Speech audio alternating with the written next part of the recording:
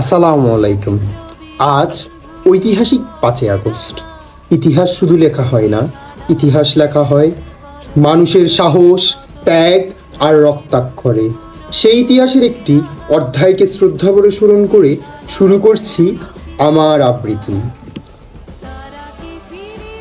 জুলাই বিপ্লব, লিখেছেন আমিনুল ইসলাম সৈকত। জুলাই মানে বিপ্লবীদের প্রতিবাদী কণ্ঠ, শত শহীদের রক্তে কেনা স্বৈরাচারের অন্ত। জুলাই মানে আবু সাইদ, পানি লাগবে মুগ্ধ, গগন সমীর স্নিগ্ধ।